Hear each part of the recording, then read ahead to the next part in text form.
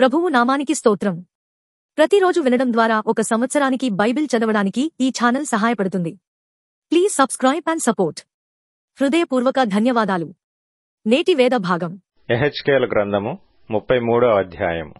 మరియు యెహోవా వాక్కు నాకు ప్రత్యక్షమై ఈలాగు సెలవిచ్చెను, నరపుత్రుడా, నీవు నీ జనులకు సమాచారము ప్రకటించి వారితో ఇట్లనుము, నేను ఒకానొక దేశము మీదికి ఖడ్గమును రప్పింపగా ఆ జనులు తమలో ఒకనిని ఏర్పరచుకొని కావలిగా నిర్ణయించిన ఎడల అతడు దేశము మీదికి ఖడ్గము వచ్చుట చూచి బాకా ఊది జనులను హెచ్చరిక చేసిన సమయమున ఎవడైనను బాకానాదము వినియును జాగ్రత్త పడనందున ఖడ్గము వచ్చి వాని ప్రాణము తీసిన ఎడల వాడు తన ప్రాణమునకు తానే ఉత్తరవాది. బాకానాదము వినియును వాడు జాగ్రత్త పడకపోయెను గనుక తన ప్రాణమునకు తానే ఉత్తరవాది. ఎలయనగా వాడు జాగ్రత్త పడిన ఎడల తన ప్రాణమును రక్షించుకొనును. అయితే కావలివాడు ఖడ్గము వచ్చుట చూచియు బాకా ఊదనందుచేత జనులు అజాగ్రత్తగా ఉండుటయు ఖడ్గము వచ్చి వారిలో ఒకని ప్రాణము తీయుటయు తటస్థించిన ఎడల వాడు తన దోషమును బట్టి పట్టబడినను నేను కావలివాని యొద్ద వాని ప్రాణమును గూర్చి విచారణ చేయుదును.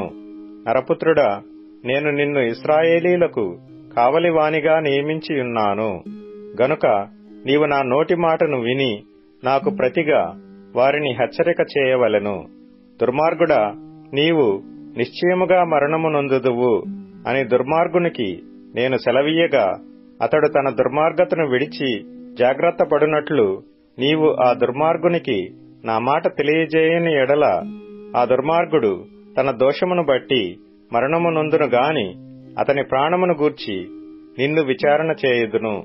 అయితే ఆ దుర్మార్గుడు తన దుర్మార్గతను విడువవలనని నీవు అతనిని హెచ్చరిక చేయగా అతడు తన దుర్మార్గతను విడువని ఎడల అతడు తన దోషమును బట్టి మరణము నొందును గాని నీవు నీ ప్రాణము దక్కించుకొందువు. నరపుత్రుడా, ఇశ్రాయేలీలకు ఈ మాట ప్రకటింపుము, మా పాపదోషములు మా మీద పడియున్నవి, వాటి వలన మేము క్షీణించుచున్నాము. మనమెట్లు బ్రతుకుదమని మీరు చెప్పుకొను మాట నిజమే. కాగా వారితో ఇట్లనుము, నా జీవము తోడు దుర్మార్గుడు మరణము నొందుట వలన నాకు సంతోషము లేదు. దుర్మార్గుడు తన దుర్మార్గత నుండి మరలి బ్రతుకుట వలన నాకు సంతోషము కలుగును. కాబట్టి ఇశ్రాయేలీలారా, మనస్సు త్రిప్పుకొనుడి, మీ దుర్మార్గత నుండి మరలి మనస్సు త్రిప్పుకొనుడి. మీరెందుకు మరణము నొందుదురు? ఇదే ప్రభువకు యెహోవా వాక్కు. మరియు నరపుత్రుడా, నీవు నీ జనులకు ఈ మాట తెలియజేయము, నీతిమంతుడు పాపము చేసిన దినమున అది వరకు అతడు అనుసరించిన నీతి అతనిని విడిపింపదు. దుష్టుడు చెడుతనము విడిచి మనస్సు త్రిప్పుకొనిన దినమున తాను చేసియున్న చెడుతనమును బట్టి వాడు పడిపోడు. అలాగుననే నీతిమంతుడు పాపము చేసిన దినమున తన నీతిని బట్టి అతడు బ్రతుకజాలడు. నీతిమంతుడు నిజముగా బ్రతుకునని నేను చెప్పినందున అతడు తన నీతిని ఆధారము చేసుకొని పాపము చేసిన ఎడల అతని నీతి క్రియలన్నిటిలో ఏదియో జ్ఞాపకమునకు తేబడదు. తాను చేసిన పాపమును బట్టి అతడు మరణము నొందును. మరియు నిజముగా మరణము నొందుదువని దుర్మార్గునికి నేను సెలవీయగా అతడు తన పాపము విడిచి నీతి న్యాయములను అనుసరించుచు కుదువ సొమ్మును మరలా అప్పగించుచు తాను దొంగిలిన దానిని మరలా ఇచ్చివేసి పాపము జరిగింపకయుండి జీవాధారములగు కట్టడలను అనుసరించిన ఎడల అతడు మరణము నొందక అవశ్యముగా బ్రతుకును. అతడు చేసిన పాపములలో ఏదియూ అతని విషయమై జ్ఞాపకమునకు తేబడదు. అతడు నీతి న్యాయములను అనుసరించెను గనుక నిశ్చయముగా అతడు బ్రతుకును. అయినను నీ జనులు యెహోవా మార్గము న్యాయము కాదని ఎనుకొందురు. అయితే వారి ప్రవర్తనయే గదా అన్యాయమైనది. నీతిమంతుడు తన నీతిని విడిచి పాపము చేసిన ఎడల ఆ పాపమును బట్టి అతడు మరణము నొందును. మరియు దుర్మార్గుడు తన దుర్మార్గతను విడిచి నీతి న్యాయములను అనుసరించిన ఎడల వాటిని బట్టి అతడు బ్రతుకును. యెహోవా మార్గము న్యాయము కాదని మీరనుకొనుచున్నారే. ఇశ్రాయేలీలారా, మీలో ఎవని ప్రవర్తనను బట్టి వానికి శిక్ష విధించెదను. మనము చెరలోనికి వచ్చిన 12వ సంవత్సరము 10వ నెల 5వ దినమున ఒకడు యెరూషలేములో నుండి తప్పించుకొని నా యొద్దకు వచ్చి పట్టణము కొల్లపెట్టబడెనని తెలియజేసెను. తప్పించుకొనినవాడు వచ్చిన వెనుకటి సాయంత్రమున యెహోవా హస్తము నా మీదికి వచ్చెను. ఉదయమున అతడు నా యొద్దకు రాక మునిపే యెహోవా నా నోరు తెరవగా పలుకుటకు నాకు శక్తి కలిగెను. అప్పటి నుండి నేను మౌనిని కాకయుంటిని. మరియు యెహోవా వాక్కు నాకు ప్రత్యక్షమై ఇలాగు సెలవిచ్చెను.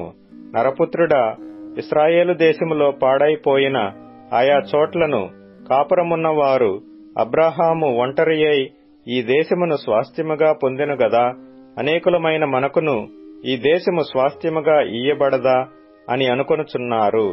కాబట్టి వారికి ఈ మాట ప్రకటన చేయుము.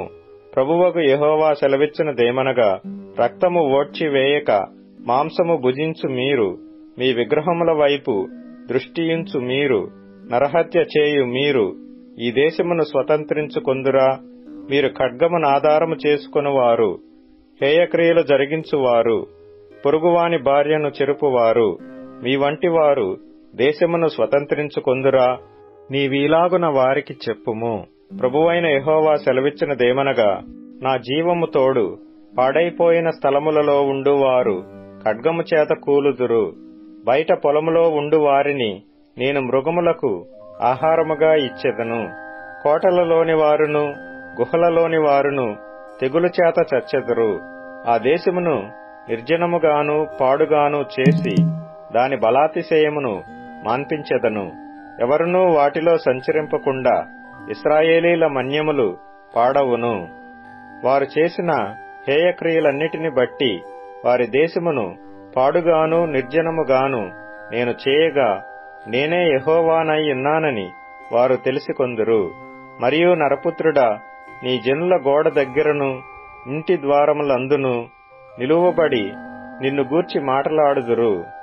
ఒకరినొకరు చూచి, పోదము రండి, యెహోవా యొద్ద నుండి బయలుదేరు మాట ఎట్టిదో చూతము రండి అని చెప్పుకొనుచున్నారు. నా జనులు రాదగిన విధముగా వారు నీ యొద్దకు వచ్చి నా జనులైనట్టుగా నీ ఎదుట కూర్చుండి నీ మాటలు విందురు గాని వాటిననుసరించి ప్రవర్తింపరు.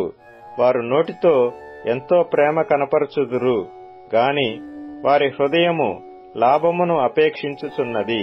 నీవు వారికి వాద్యము బహుగా వాయించుచు మంచి స్వరము కలిగిన గాయకుడువుగా ఉన్నావు. వారు నీ మాటలు విందురు గాని వాటిని అనుసరించి నడుచుకొనరు. అయినను ఆ మాట నెరవేరును. అది నెరవేరగా ప్రవక్త యొకడు తమ మధ్య నుండెనని వారు తెలిసికొందురు. యెహెజ్కేలు గ్రంథము 34వ అధ్యాయము. మరియు యెహోవా వాక్కు నాకు ప్రత్యక్షమై ఇలాగు సెలవిచ్చెను. నరపుత్రుడా, ఇశ్రాయేలీల కాపరులను గూర్చి ఈ మాట ప్రవచింపుము. ఆ కాపరులతో ఇట్లనుము, ప్రభువగు యెహోవా సెలవిచ్చినదేమనగా, తమ కడుపు నింపుకొను ఇశ్రాయేలీల కాపరులకు శ్రమ. కాపరులు గొర్రెలను మేపవలెను గదా, మీరు క్రొవ్విన గొర్రెలను వధించి క్రొవ్వును తిని బొచ్చును కప్పుకొందురు గాని గొర్రెలను మేపరు. బలహీనమైన వాటిని మీరు బలపరచరు, రోగము గల వాటిని స్వస్థపరచరు, గాయపడిన వాటికి కట్టుకట్టరు, తోలివేసిన వాటిని మరలా తోలుకొని రారు, తప్పిపోయిన వాటిని వెదకరు. అది మాత్రమే గాక మీరు కఠిన మనస్కులై బలాత్కారముతో వాటిని ఏలుదురు. కాబట్టి కాపరులు లేకయే అవి చెదరిపోయెను. చెదరిపోయి సకల అడవి మృగములకు ఆహారమాయెను. నా గొర్రెలు పర్వతములన్నిటి మీదను ఎత్తైన ప్రతి కొండ మీదను తిరుగులాడుచున్నవి. నా గొర్రెలు భూమి అందంతటా చెదరిపోయినను వాటిని గూర్చి విచారించువాడొకడునూ లేడు, వెదకువాడొకడునూ లేడు. కాబట్టి కాపరులారా, యెహోవా మాట ఆలకించుడి. కాపరులు లేకుండా నా గొర్రెలు దోపుడు సొమ్మయి సకలమైన అడవి మృగములకు ఆహారమాయెను. కాపరులు నా గొర్రెలను విచారింపరు, తమ కడుపు మాత్రమే నింపుకొందురు గాని గొర్రెలను మేపరు. ఇదే ప్రభువైన యెహోవా వాక్కు. కాబట్టి కాపరులారా, యెహోవా మాట ఆలకించుడి. ప్రభువైన యెహోవా సెలవిచ్చినదేమనగా, నా జీవము తోడు, నేను ఆ కాపరులకు విరోధినైతిని. నా గొర్రెలను గూర్చి వారి యొద్ద విచారించెదను. వారు గొర్రెలు మేపుట మాన్పించెదను. ఇకను కాపరులు తమ కడుపు నింపుకొన జాలకయుందురు. నా గొర్రెలు వారికి తిండి కాకుండా వారి నోట నుండి వాటిని తప్పించెదను. ఇదే ప్రభువైన యెహోవా వాక్కు.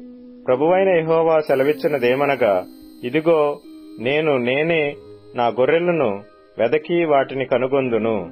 తమ గొర్రెలు చెదరిపోయినప్పుడు కాపరులు వాటిని వెదకునట్లు నేను నా గొర్రెలను వెదకి చీకటిగల మబ్బు దినమందు ఎక్కడెక్కడికి అవి చెదరిపోయెనో అక్కడ నుండి నేను వాటిని తప్పించి ఆయా జనులలో నుండి వాటిని తోడుకొని వచ్చి ఆయా దేశములలో నుండి వాటిని సమకూర్చి వాటి స్వదేశములోనికి వాటిని తెచ్చి పర్వతముల మీదను వాగుల యొద్దను దేశమందున్న సకలమైన కాపురపు స్థలములందును వాటిని మేపెదను. నేను మంచి మేతగల చోట వాటిని మేపెదను. ఇశ్రాయేలు యొక్క ఉన్నత స్థలముల మీద వాటికి దొడ్డి ఏర్పడును. అక్కడ అవి మంచి దొడ్డిలో పండుకొనును. ఇశ్రాయేలు పర్వతముల మీద బలమైన మేతగల స్థలమందు అవి మేయును. నేనే నా గొర్రెలను మేపి పరుండబెట్టుదును. ఇదే ప్రభువగు యెహోవా వాక్కు. తప్పిపోయిన దానిని నేను వెదకుదును. తోలివేసిన దానిని మరలా తోలుకొని వచ్చెదను.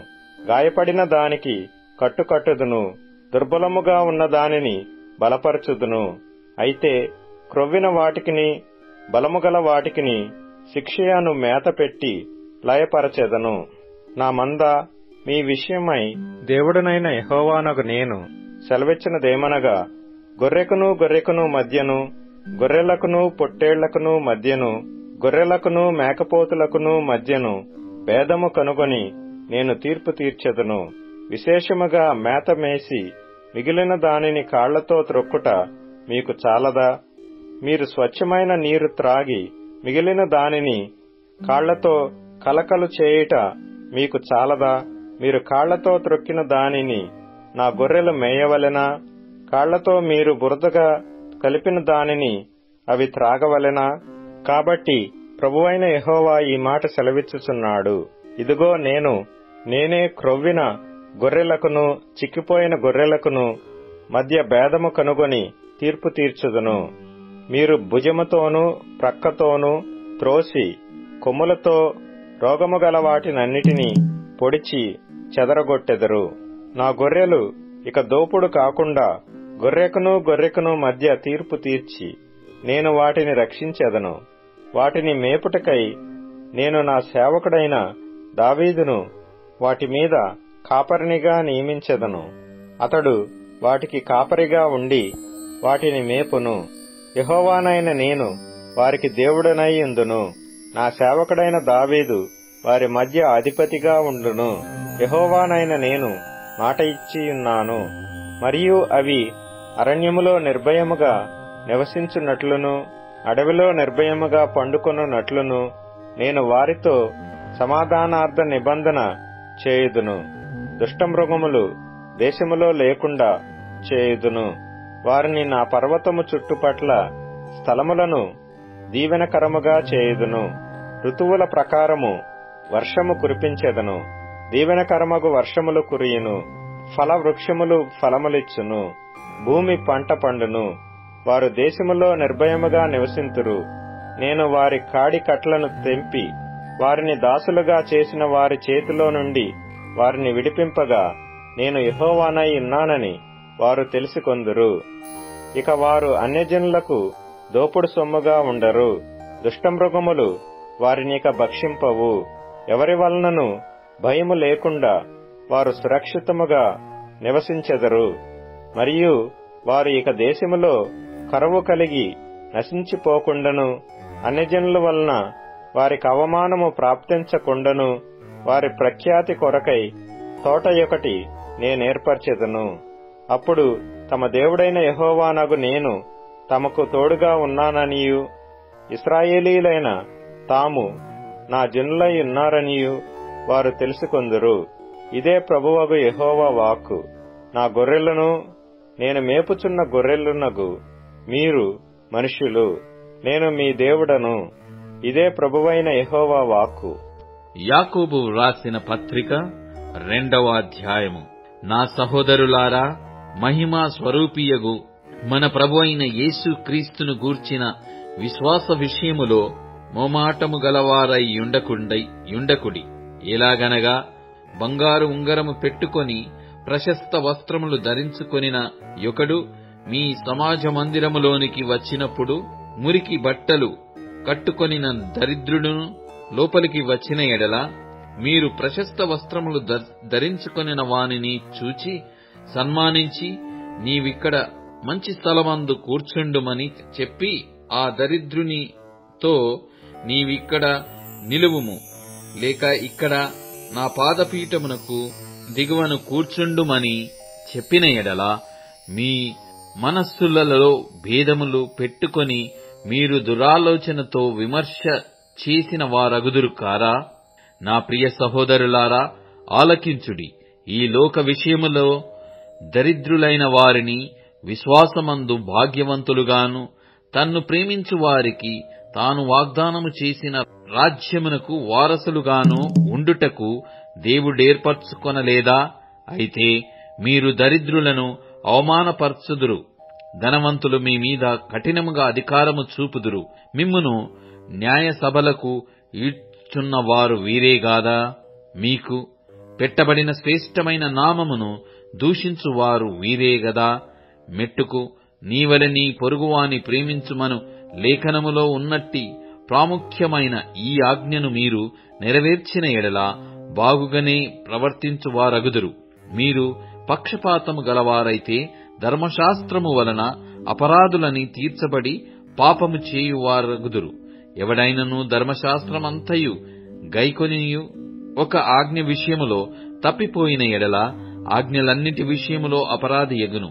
వ్యభిచరింపవద్దని చెప్పినవాడు నరహత్య చేయవద్దనియు చెప్పెను గనుక నీవు వ్యభిచరింపకపోయినను నరహత్య చేసిన ఎడల ధర్మశాస్త్ర విషయములో నపరాధివైతివి. స్వతంత్ర్యము ఇచ్చు నియమము చొప్పున తీర్పు పొందబోవు వారికి తగినట్టుగా మాటలాడుడి, అలాగుననే ప్రవర్తించుడి. కనికరము చూపనివాడు కనికరము లేని తీర్పు పొందును, కనికరము తీర్పును మించి అతిశయపడును. నా సహోదరులారా, క్రియలు లేనప్పుడు ఎవడైనను తనకు విశ్వాసము కలదని చెప్పిన ఎడల ఏమి ప్రయోజనము? అట్టి విశ్వాసమతని రక్షింపగలదా?